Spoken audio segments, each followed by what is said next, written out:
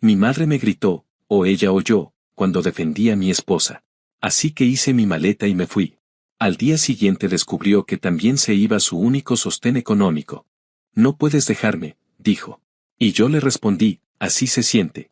Cuando mi mamá soltó la frase de o ella o yo ya venía sintiendo desde hacía años que ese ultimátum estaba cocinándose. No fue algo que salió de la nada, no fue un arranque repentino. Era el resultado lógico de una relación que llevaba demasiado tiempo rota, aunque yo me empeñaba en verla como difícil o estresante, porque aceptar que mi propia madre era una presencia tóxica en mi vida se sentía como traicionarme a mí mismo. Ella siempre cargó con esa idea de que yo le debía todo, que mi papel en la vida era cuidarla, sostenerla y, en sus palabras, no olvidarme jamás de quien me parió. Esa frase la decía en tono de broma, pero era la clase de broma que tiene filo, como si al reírse te empujara la punta de un cuchillo contra la costilla para recordarte que sabe dónde presionar para que duela. Desde que murió mi papá, cuando yo tenía 20 y tantos, fui convirtiéndome lentamente en su único sostén económico. Al principio lo hacía con gusto, porque pensaba que así se hacía, que eso era familia, que cuando uno de los tuyos se cae, lo levantas y lo acompañas hasta que vuelva a caminar. Pero ella nunca volvió a intentar caminar sola. Era como si cada año que pasaba se dejara caer un poco más sobre mí, y yo, en vez de poner límites, me inclinaba más y más, convencido de que en algún punto iba a enderezarse. Nunca lo hizo. Yo pagaba su renta, su comida, su plan de teléfono, incluso cosas que ni siquiera necesitaba, y aún así se quejaba de que no le alcanzaba para vivir como merecía. Nunca supe qué era ese merecer, pero estoy seguro de que no incluía tener consideración conmigo. Cuando conocí a Laura, mi mamá pareció convencida de que mi vida se había descarrilado. No porque Laura fuera conflictiva, ni irresponsable, ni oportunista. Al contrario, Laura era y es una mujer tranquila, empática, trabajadora y con un sentido del humor que me salvó en más de una época gris. La verdad es que mi mamá simplemente no toleró que yo repartiera mi tiempo y mi cariño en alguien que no fuera ella. Recuerdo que la primera vez que la invité a cenar con nosotros, Laura habló de su trabajo de medio tiempo y de la certificación que estaba cursando, y mi mamá respondió que qué interesante, pero con ese tono de pobre niña. Como si estuviera recogiendo un cachorro callejero. Desde entonces la empezó a llamar la mantenida esa, no de frente, sino cuando pensaba que estaba fuera de alcance, aunque la verdad nunca se esforzó demasiado en disimularlo. Los comentarios se volvieron parte del ambiente familiar, como una humedad que nunca se va. Cada vez que Laura y yo mencionábamos nuestros planes, mi mamá encontraba la forma de convertirlo en un ataque personal. Si Laura quería aplicar a otro empleo, decía que seguro yo lo terminaría pagando. Si yo invitaba a Laura a salir, decía que era un desperdicio gastar en alguien que no aportaba nada. Laura intentaba ignorarlo, pero yo veía cómo se tensaba cada vez que mi mamá entraba a una habitación. Aún así, por un tiempo traté de mantener la paz, porque uno se engaña pensando que si aguanta un poco más, la tormenta se irá sola. Pero las tormentas no se van. Solo crecen. La noche que todo se derrumbó ocurrió en una cena que supuestamente era una visita tranquila. Yo había insistido en que no sacáramos ningún tema delicado, que solo pasáramos un rato sin fricciones. Pero mi mamá llevaba encima un resentimiento viejo, y cuando la gente como ella acumula suficiente veneno, tarde o temprano necesita escupirlo. Empezó criticando pequeñas cosas, como siempre, hasta que de repente cambió el tono, soltó el tenedor como si le pesara y dijo que no entendía cómo podía seguir cargando con Laura, que ella estaba cansada de ver cómo yo tiraba mi vida por la borda. Laura intentó responder con calma, pero mi mamá la interrumpió diciendo que una mujer que no pone un centavo en la mesa no tiene derecho a nada. Yo le dije que parara, que no tenía por qué faltarle el respeto, y ahí fue cuando explotó y soltó su ultimátum. En cuanto dijo que tenía que elegir entre ella y mi esposa, sentí algo que nunca había sentido hacia mi mamá, una mezcla de hartazgo, claridad y un cansancio tan profundo que casi me mareó. Le dije que si esa era su postura, entonces no había nada más que hablar. Me levanté, tomé una maleta pequeña y empecé a guardar mis cosas sin siquiera pensarlo. No fue un gesto dramático, no hubo gritos, no hubo portazos. Fue más bien la clase de movimiento automático que hace alguien que ha estado conteniendo un derrumbe durante demasiado tiempo. Laura estaba llorando, no por el insulto, sino porque sabía lo que significaba ese momento. Yo también lo sabía. Esa noche nos quedamos en casa de un amigo y, por primera vez en años, Pude respirar sin sentir que tenía que estar pendiente de una bomba emocional a punto de estallar. Por la mañana, mi mamá me llamó llorando, diciendo que cómo era posible que la hubiera dejado así, que no tenía dinero, que el casero estaba exigiendo el pago, que yo era su hijo y no podía dejarla tirada. Me soltó un no puedes dejarme dicho con esa mezcla de exigencia y victimismo que había definido nuestra relación desde que era adolescente. Y por primera vez, en vez de sentir culpa, sentí una serenidad que todavía no sé cómo explicar. Solo le dije que así se sentía cuando alguien te pone a elegir entre la persona que amas y la persona que te daña, y colgué. Ese fue el verdadero quiebre, no el ultimátum, sino darme cuenta de que ella no concebía una vida donde yo no estuviera sosteniéndola económicamente y emocionalmente, aunque eso significara destruir mi matrimonio. Y su sorpresa, ese no puedes dejarme, solo confirmó que en su cabeza yo era un recurso, no un hijo. Ese día terminó algo que llevaba años agonizando, y aunque dolió mucho menos de lo que debería cuando se trata de una madre. Porque la verdad es que ya no quedaba mucho por salvar. Actualización 1. Un par de semanas después de haber salido de la casa de mi mamá, cuando ya vivíamos una especie de calma rara en el apartamento, me di cuenta de que el silencio que había dejado mi ausencia en su vida estaba empezando a producir un efecto que yo, honestamente, no esperaba tan rápido. No fue inmediato, porque mi mamá siempre tuvo esa habilidad de volverse mártir en tiempo récord y era cuestión de horas para que transformara cualquier límite en una traición imperdonable. Pero con el paso de los días, cuando vio que no cedía, empezó la secuencia habitual que había usado conmigo desde que tengo memoria, primero la indignación, luego las quejas, después las llamadas interminables, y más adelante el llanto desesperado. Solo que esta vez nada funcionó como ella esperaba, porque no contesté ninguna de esas llamadas y no cedí a ninguna manipulación.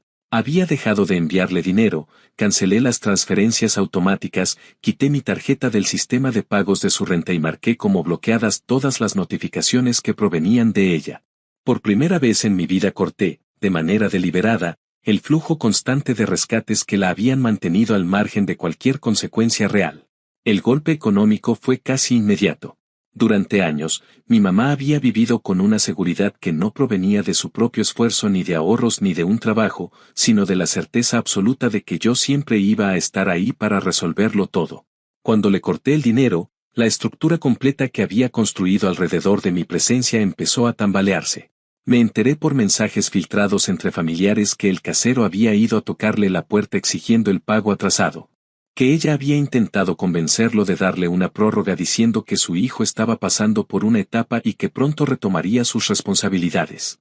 Me lo contaron casi con tono de burla, como si fuera gracioso verla enfrentarse a la realidad.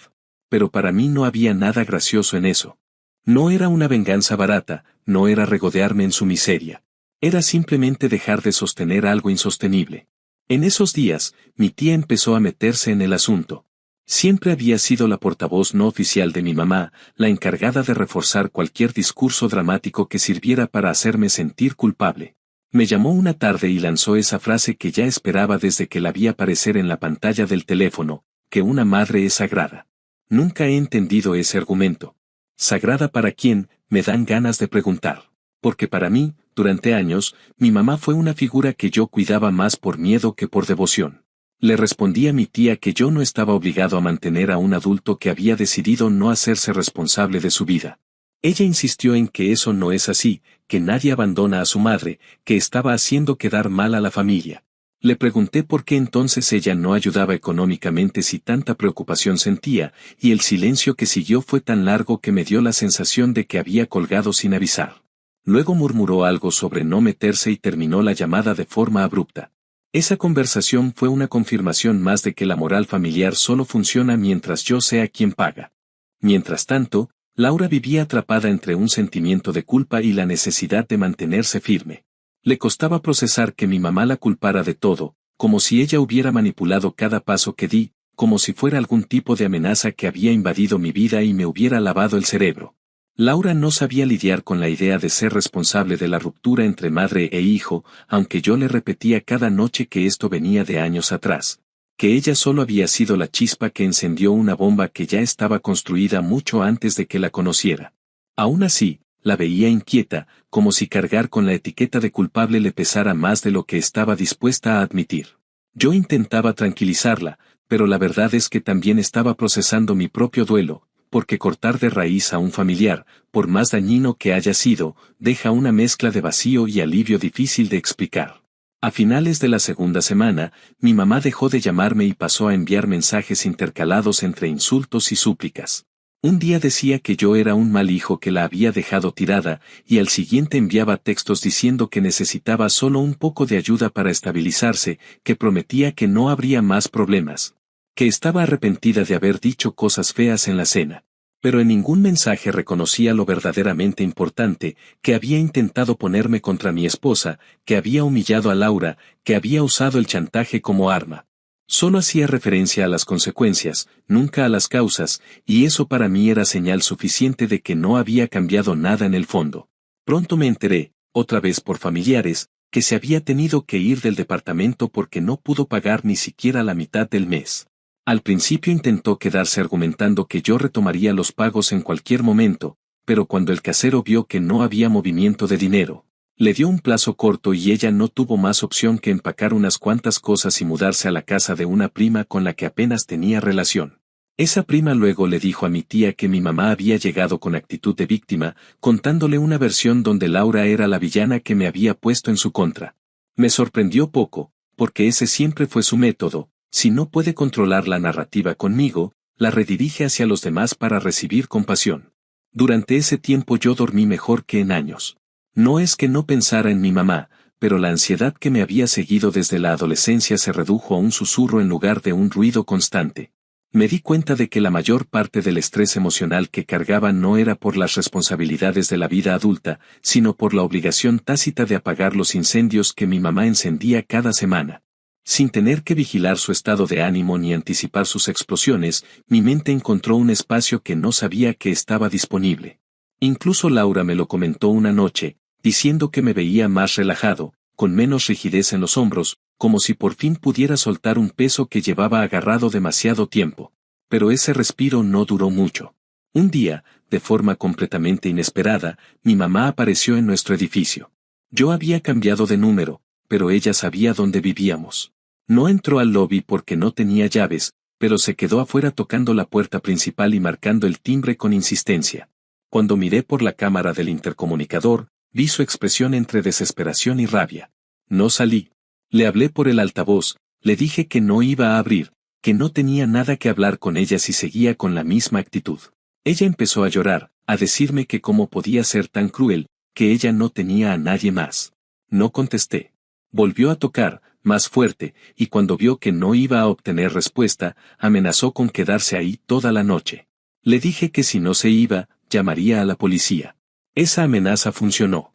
Se fue, pero no sin antes decirme que yo había permitido que una mujer me robara de mi propia sangre. Cuando finalmente se marchó, me quedé un largo rato en silencio, tratando de digerir lo que acababa de pasar. No fue un momento de victoria ni una sensación de triunfo.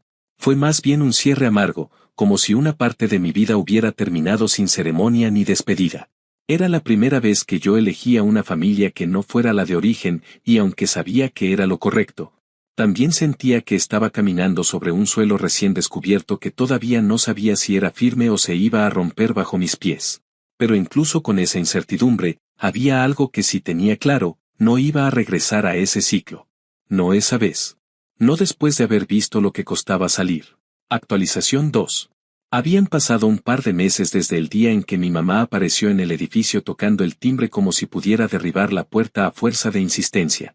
Para entonces, la situación parecía haberse asentado en un silencio incómodo, no porque las cosas estuvieran resueltas, sino porque cada quien estaba digiriendo las consecuencias de la ruptura. Yo había mantenido la distancia con una disciplina que ni sabía que poseía, y aunque todavía había momentos en los que la culpa intentaba colarse, ya no era ese nudo que me apretaba el estómago cada mañana. Era más bien un recordatorio lejano de una vida que seguía intentando recuperarse sin mí. Lo que no esperaba era que, en ese proceso de separación, empezara a ver con claridad cosas que antes daba por normales, detalles que ahora parecían absurdos. Como si hubiera estado viviendo bajo un velo durante demasiado tiempo y recién entonces lo hubiera levantado. Durante esos meses, Laura terminó la certificación que llevaba años posponiendo por el estrés que le generaba la presencia constante de mi mamá. Con un título en mano, comenzó a buscar trabajos con un salario más acorde a sus capacidades, y en cuestión de semanas encontró una oferta que prácticamente duplicaba lo que ganaba antes. Fue un cambio que llegó de forma tan natural que me di cuenta de lo mucho que la dinámica familiar anterior nos había frenado a ambos. Yo vivía apagando incendios ajenos y Laura vivía intentando no provocar ningún incendio más. Sin mi mamá presionando, sin su voz filtrándose en cada decisión, todo parecía avanzar con una fluidez que nunca habíamos conocido. No fue inmediato, pero un día nos dimos cuenta de que estábamos levantando una vida que de verdad se sentía nuestra y no un parche temporal construido alrededor de las crisis de alguien más. La noticia del nuevo trabajo de Laura llegó inevitablemente a oídos de algunos familiares, y aunque no sé exactamente cómo, terminó regresando de rebote hasta mi mamá. Lo supe porque un día recibí un mensaje largo, lleno de palabras disfrazadas de afecto, donde intentaba convencerme de que ahora que Laura ganaba dinero, ya no había razón para mantener la distancia. Decía que tal vez nos habíamos precipitado, que ella había reflexionado mucho y que no quería vivir alejada de su único hijo. Lo curioso es que en ese mensaje no había ni una sola mención de las cosas que había dicho de Laura, ni de haber tratado de ponerme contra ella, ni del ultimátum. Era como si todo eso hubiera sido un malentendido menor y no el núcleo entero del conflicto.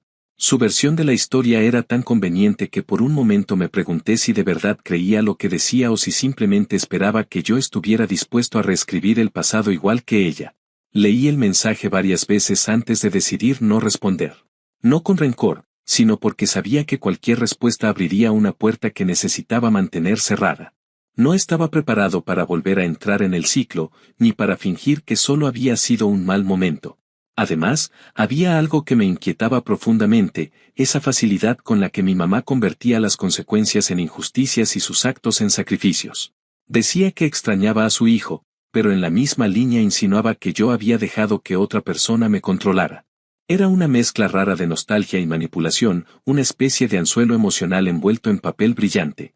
En medio de ese intento de reaparición, surgió otro conflicto inesperado. Me enteré, por comentarios que fueron llegando de distintas direcciones, que mi mamá había empezado a contar una versión totalmente distorsionada de lo ocurrido.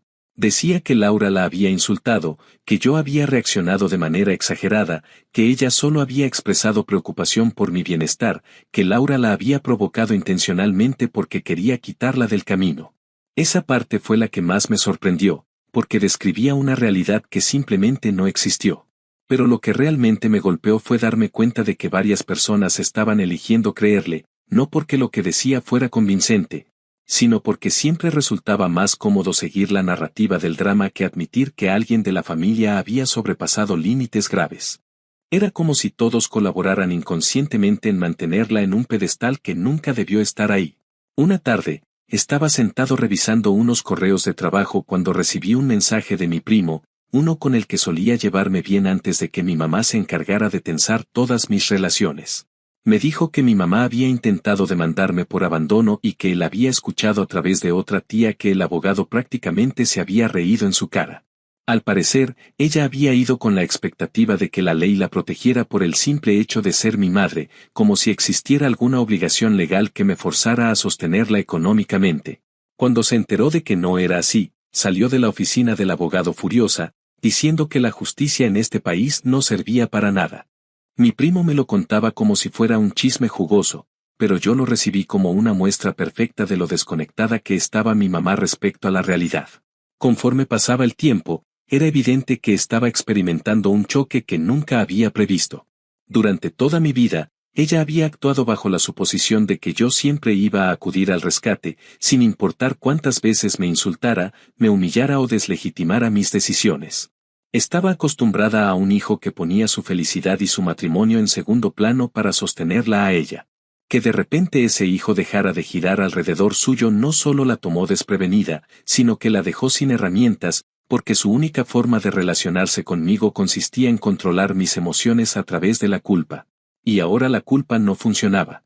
Ni el llanto ni las amenazas ni las súplicas. Se encontró frente a una puerta cerrada que no podía forzar, y creo que fue la primera vez en su vida adulta en la que tuvo que enfrentarse a sus propias decisiones sin un salvavidas cerca. Mientras todo eso sucedía, Laura y yo empezamos terapia de pareja, no porque estuviéramos en crisis. sino porque queríamos asegurarnos de reconstruir nuestra relación sin arrastrar los patrones que habían marcado mis vínculos con mi mamá. En esas sesiones entendí muchas cosas que antes veía como simples rasgos de carácter. Descubrí que llevaba años normalizando comportamientos que, puestos bajo la lupa, eran formas de manipulación emocional bastante claras. Aprendí que mi mamá había usado el sacrificio como arma, que confundía afecto con control y que yo había crecido creyendo que amar significaba aguantar. Fue un proceso incómodo, pero también liberador. Laura, por su parte, confesó que había pasado mucho tiempo sintiendo que estaba compitiendo con alguien que no jugaba limpio. Alguien que tenía acceso directo a mis emociones y que sabía presionarlas para volver a colocar en el centro de mi vida una dinámica que ya no funcionaba. Poder hablar de eso sin miedo ni reproches fue como sacar una espina enterrada demasiado profundo. En medio de ese proceso de reconstrucción, mi mamá envió otro mensaje, esta vez más corto, diciendo que estaba arrepentida de haber exagerado, que tal vez había dicho cosas hirientes en la cena por el estrés, que extrañaba cómo solíamos ser. Lo pensé un rato largo, pero decidí nuevamente no responder. No porque quisiera castigarla, sino porque entendí que cualquier intento de retomar la relación desde ese punto sería volver a entrar en un laberinto sin salida. Ella hablaba de estrés, cuando lo que había ocurrido ese día no había sido un arrebato, sino la culminación de una actitud que venía arrastrándose por años. No podía acercarme a alguien que no reconocía el daño que había hecho, y menos aún a alguien que seguía creyendo que el problema había sido mi reacción y no su comportamiento. Fue durante una conversación con la terapeuta cuando me di cuenta de otra cosa importante. Mi mamá nunca había imaginado un escenario en el que yo pudiera prosperar sin ella. No porque me deseara mal, sino porque estaba tan acostumbrada a verme como su soporte que la idea de que yo construyera una vida independiente la desestabilizaba. En su mente, mi éxito económico y emocional debía estar siempre ligado a su presencia.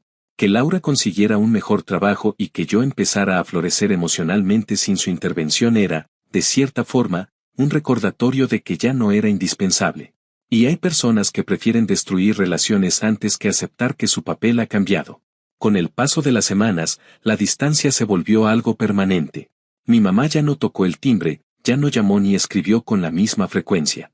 No creo que haya aceptado nada, pero sí entendió que seguir insistiendo no le daría el resultado que quería. Yo, por mi parte, me sentí por primera vez en mucho tiempo con la capacidad de avanzar sin sentir que estaba dejando atrás una responsabilidad imposible de cumplir. La vida con Laura se volvió más liviana. No perfecta, pero sí más estable. Era como si por fin pudiéramos ver cuáles partes de nuestra relación nos pertenecían a nosotros y cuáles habían sido moldeadas por la sombra de mi mamá. Esa claridad no llegó de golpe, sino en pequeños momentos, una cena sin miedo a que el teléfono sonara con una emergencia inventada, una mañana sin mensajes acusatorios, una tarde sin discusiones provocadas por comentarios envenenados. Fue en esa suma de instantes cotidianos donde entendí que la verdadera ruptura no había sido el ultimátum ni la pelea, sino la decisión de elegir una vida que no estuviera determinada por las heridas de otra persona. Y aunque todavía había fragmentos de duelo en el proceso, también había un alivio profundo que, por primera vez, me permitía imaginar un futuro que no girara alrededor de reparar lo que alguien más rompía.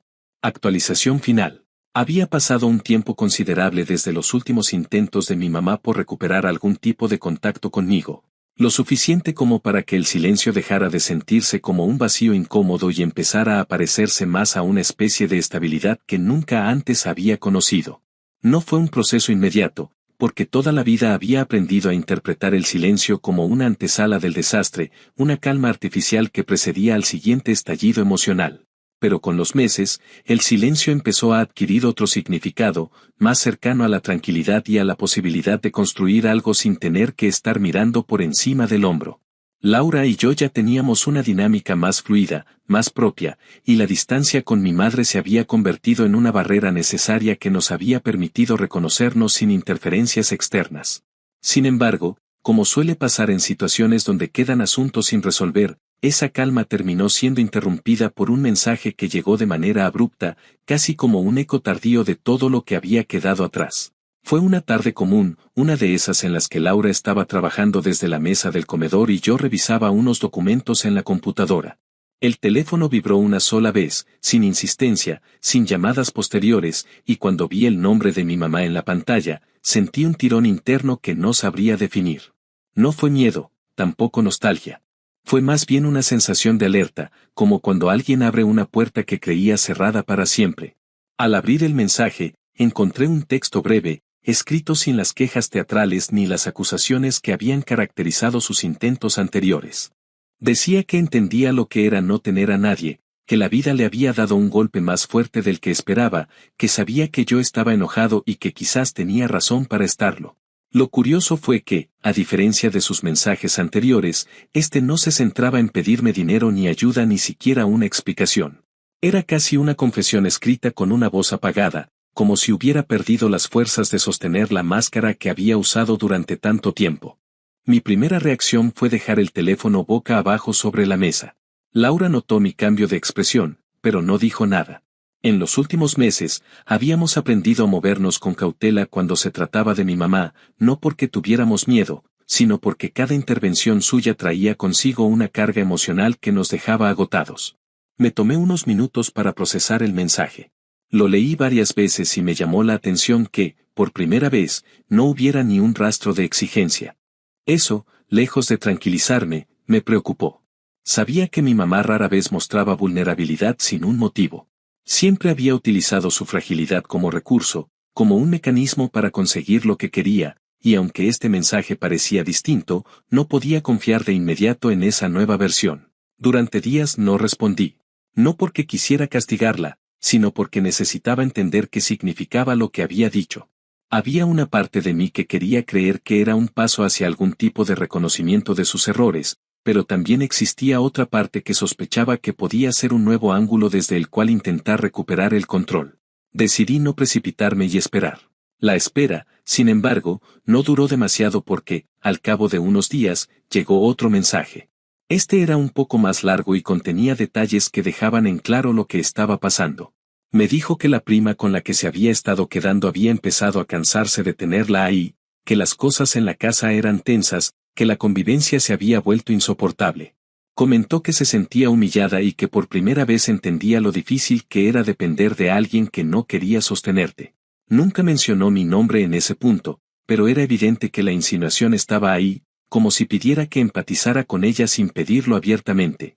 Fue inevitable reconocer cierto paralelismo entre lo que ella vivía y lo que yo había vivido durante años. Pero también entendí que una coincidencia no era una absolución. La situación en la que se encontraba era producto directo de las decisiones que ella había tomado y de la manera en que había manejado nuestra relación. No era un castigo ni una revancha, era simplemente la realidad alcanzándola. Aún así, leerla en un tono tan distinto al habitual me dejó con una sensación de incomodidad. Era como escuchar la voz de alguien que finalmente estaba viendo la estructura desde afuera, con los ladrillos cayéndose, y entendía que no quedaban apoyos que la sostuvieran. Pasaron unas semanas más sin que yo respondiera, y poco a poco el tema empezó a ocupar espacio en mis pensamientos. No desde la culpa, sino desde una necesidad de cierre que no sabía que tenía. No quería retomar la relación ni volver a incorporar su presencia en mi vida, pero sí necesitaba decir algo que dejara explícito aquello que durante años había evitado decir. Después de pensarlo demasiado, una mañana escribí una respuesta breve, casi tan escueta como el primer mensaje que ella había enviado. Le dije que no había dejado de hablarle porque quisiera hacerle daño, sino porque ella me había puesto en una posición imposible. Le dije que sus palabras sobre Laura nunca fueron malentendidos, que ella había trazado una línea al decir que debía elegir entre mi esposa y ella, y que esa elección, aunque dolorosa, había sido inevitable. Le dije que, durante años, había intentado cargar con una responsabilidad emocional que no me correspondía y que lo que estaba viviendo ahora no era un castigo ni una venganza, sino la consecuencia de una dinámica que se había vuelto insostenible. Y terminé diciéndole que fue ella quien eligió perderme al negarse a ver el daño que estaba causando. No esperaba una respuesta inmediata, pero pocas horas después llegó un mensaje breve, escrito con una precisión que nunca había visto en ella. Decía que no tenía nada que contestar porque yo había dicho exactamente lo que pensaba y que, aunque no lo compartiera, entendía que no había marcha atrás. Me dijo que lamentaba que las cosas hubieran llegado tan lejos, pero también comentó que no sabía cómo haberlo hecho diferente. Esa frase, lejos de sonar como una disculpa genuina, me confirmó algo que había tardado mucho tiempo en aceptar. Mi mamá nunca iba a reconocer el alcance de sus actos porque para ella eran la única forma que conocía de relacionarse. Su incapacidad de ver más allá de su propia perspectiva era, y siempre sería, la barrera definitiva entre nosotros. Después de ese intercambio, la comunicación se detuvo por completo. No hubo más mensajes, ni intentos de acercamiento, ni indirectas enviadas a través de familiares. Fue como si ese cierre hubiera sellado la distancia de manera definitiva. A partir de entonces, empecé a sentir que por fin podía avanzar sin mirar atrás. No porque hubiera superado todo, sino porque ya no quedaba nada pendiente que pudiera arrastrarme de vuelta al mismo ciclo. Laura notó el cambio y hubo un momento, una noche cualquiera, en el que me dijo que me veía más ligero, como si por fin hubiera soltado algo que llevaba cargando incluso antes de conocerla. No supe qué contestarle, pero creo que tenía razón. Con el tiempo, entendí que la verdadera reparación no venía de una reconciliación imposible ni de una disculpa que nunca iba a llegar, sino de haberme dado la oportunidad de romper un patrón que había definido mi vida durante demasiado tiempo. No era cuestión de venganza ni de justicia poética, aunque admito que hubo una parte de mí que encontró cierta ironía en ver cómo la persona que dependía de mí para todo finalmente tenía que experimentar lo que implicaba no tener un sostén incondicional.